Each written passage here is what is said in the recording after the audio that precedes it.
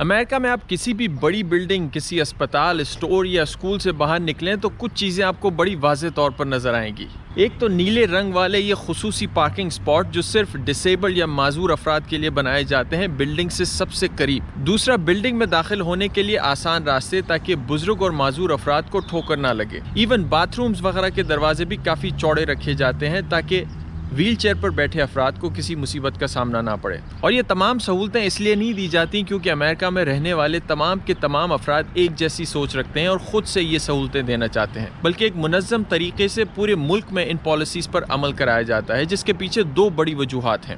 سب سے پہلے تو امریکہ میں موجود معذور افراد کے حوالے سے قوانین کی ایک لمبی لسٹ ہے۔ ویسے تو امریکہ میں معذور افراد کے حقوق کے لیے جنگ کافی دہائیوں سے جاری ہے اور اس جنگ کے نتیجے میں بہت سارے پالیسی چینجز اور قوانین بھی لائے گئے ہیں، لیکن ان سب میں سب سے زیادہ مشہور 1990 میں جاری کیا گیا امریکن ود ڈسیبلٹی ایکٹ یا ADA شامل ہے۔ اس قانون کے تحت پہلی مرتبہ وفاقی لیول پر امریکہ میں معذور افراد کے حوالے سے بہت سارے پالیسی چینجز لائے گئے تھے۔ بنیادی طور پر اس قانون کے تحت امریکہ میں بزنسز کو اور امپلائرز کو یہ پابند کیا گیا تھا کہ جب بھی معذور افراد کو ہائر کیا جائے گا یا وہ آپ کی بلڈنگز میں داخل ہوں گے تو آپ کو کچھ چیزوں کا خیال رکھنا ہے، جن کا مقصد یہ ہوگا کہ یہ معذور افراد جب بھی آپ کی بلڈنگز میں آئیں یا آپ کے لیے کام کریں تو ان کی زندگی اتنی ہی آسان بنائی جائے جتنی عام لوگوں کی ہوتی ہے۔ اس وفاقی قانون کے علاوہ بھی امریکہ میں لوکل لیول پر شہروں میں اور کاؤنٹیز میں بہت سارے بلڈنگ کوڈز یا ریگولیشنز ہوتی ہیں، جن کا مقصد یہ ہوتا ہے کہ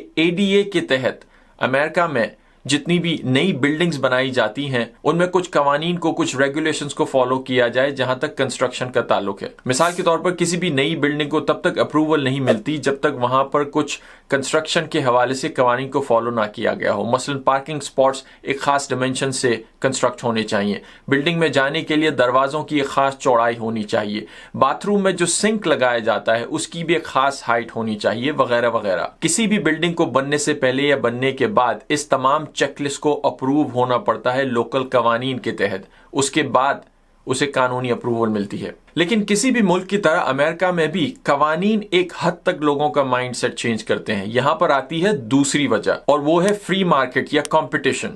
یہ جتنے بھی قوانین ہیں وہ امریکہ کے ہر جگہ پر لاگو نہیں ہو سکتے۔ اس کی وجہ یہ ہے کہ بہت ساری پرائیویٹ پراپرٹیز یا چھوٹے بزنسز ایسے ہیں جو ان تمام چینجز کو قانونی طور پر فالو نہیں کر سکتے، تو وہاں پر بات آتی ہے کمپٹیشن کی۔ امریکہ میں بہت سارے چھوٹے بڑے بزنس اپنے اپنے طریقے سے کسٹمرز کو اپنے پاس بلانے کے لیے مختلف اٹریکشنز دیتے ہیں، اور ان میں ایک سب سے بڑی اٹریکشن یہ ہوتی ہے کہ آپ کا بزنس ڈسیبلڈ لوگوں کے لیے کتنا ایکسیسیبل ہے اور کتنی آسانی سے وہ وہاں پر گھوم پھر سکتے ہیں یا شاپنگ کر سکتے ہیں۔ بزنسز یہاں پر ڈسیبلڈ افراد کو ایک پریشانی نہیں بلکہ کسٹمر کی نظر سے دیکھتے ہیں۔ There's over 60 million people out there with a disability. That is a big purchasing pool. So what can I do as a business to make sure I'm welcoming to folks with disabilities? They have dollars to spend. You know what I do when I go to a business? If it's not accessible, I let them know what the issues are. If they choose not to fix it, that doesn't mean I'm going to go out and sue them. It just means I'm not going to shop there. I'm going to tell my family that business isn't welcoming to me. And a lot of things about businesses are word of mouth. اور یہ ساری باتیں سن کر میرے ذہن میں تو صرف ایک ہی خیال آتا ہے، وہ یہ کہ اس دنیا میں کوئی بھی معذور نہیں ہے، کیونکہ اگر کسی انسان کے معذور ہونے کی ڈیفینیشن یہ ہے کہ اسے اپنے روزمرہ کے کاموں میں بہت سارے ٹولز یا آلات پر ڈیپینڈ کرنا پڑتا ہے، تو ہمارے پاس یہ سارے ٹولز موجود ہیں، بس انہیں لوگوں تک پہنچانے کی دیر ہے۔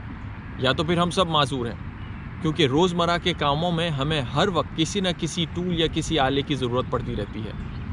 دیٹس اٹ، ملتے ہیں ایک اور ویڈیو کے ساتھ۔ چابی بھول گیا۔